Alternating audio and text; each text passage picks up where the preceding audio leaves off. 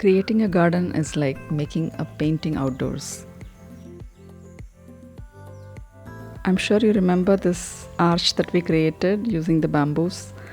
Do go back and check out that video if you haven't. Look at the alamandas covering the whole space. Okay, now for the update on the interiors. I've been working on putting together this space, this kitchen L-shaped area, and using all those pillar paths that I showed you in my first video. I'm going to be using it as corbels to fix these shelves. So this is what I am looking at. This is my vision. Let's see how it goes. As much as I wanted to just leave those paint on them as it is, the green and the pink, but it was really damaged when I took a closer look at it. We did have to paint it, so it gave not only the French look but also covered up all these little damages.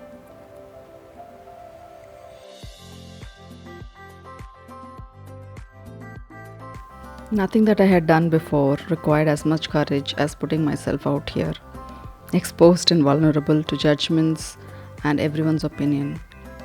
I was recently reading a book by Brene Brown called Daring Greatly, and she quotes Theodore Roosevelt's speech. It's a famous speech, also known as the Man in the Arena. It starts with, "It's not the critic who counts." You must definitely check it out. It's a wonderful, wonderful quote, and it resonated so much with me because there's nothing more scarier than being up against the world, holding on to your integrity and beliefs. In spite of tremendous self-doubt that I wrestle with every day, I show up here again and again in hopes that we all find courage in not only pursuing what sets our soul on fire, but to put our work out there into the world so others could dream through us. Because believe it or not, the world needs our art.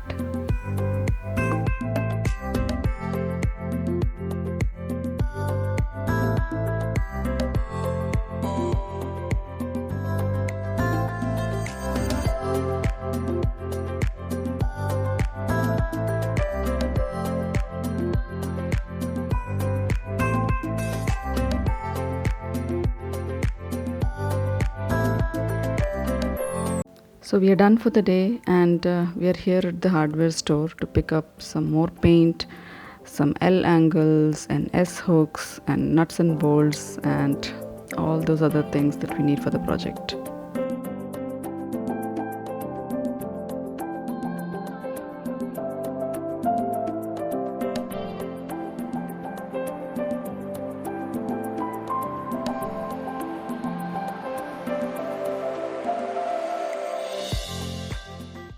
Apart from painting those big wall frames and window panes, I'm also slowly chipping away at finishing all those decor pieces that I've collected, painting them, giving them a vintage shabby chic makeover.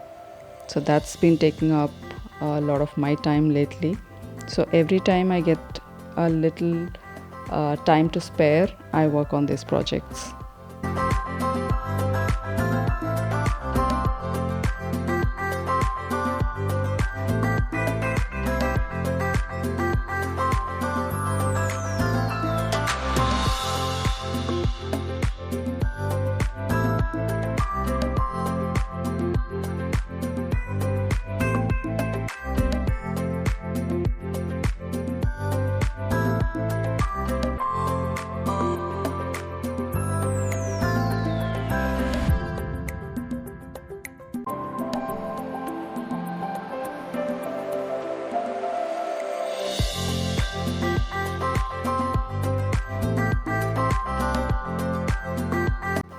I just wanted to share a little bit of before and after of these pieces.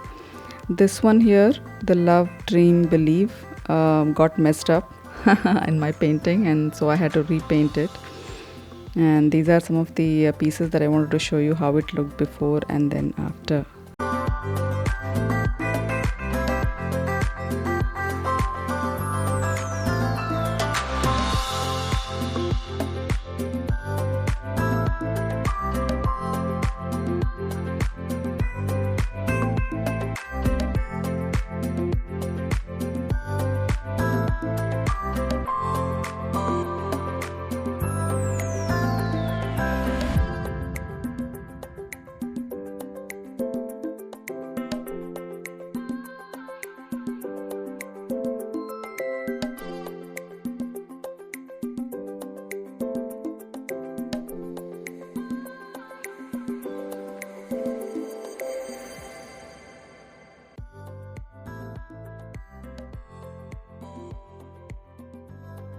My love for junk journaling was always a part of me, I guess, ever since my school days.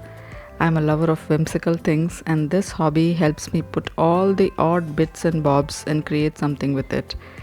When I can't preserve a flower or a leaf or a weed in its fresh form, I save them here. It's given me a place to add my favorite poems, verses, phrases that I love and make this a memory, a keepsake for me to look back, read, and enjoy. As strange as it may sound, simple things like a dried leaf or a flower or an oddly shaped button or a piece of lace are all things I treasure. These things by itself might look like a piece of waste, but when they all come together, it's magical. It adds so much depth and interest and value to my personal collection. Through this journal, my farm lives through. Even after its prime, the flower or the weed or the leaf, it still stays with me long after its life. That gives me a lot of joy to preserve these and look at them later whenever I want. They're always here for me.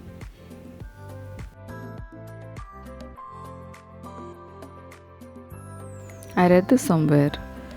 It said, I know that writing the book, making the art, chasing the dream can take many years, but you're going to experience and age through those years whether you chase your creative calling or not. So, why the hell not, is what I ask. We will live through the days, months, and years, anyways. Time isn't going to wait. So, tell me your creative plans for the coming days. I'd like to know.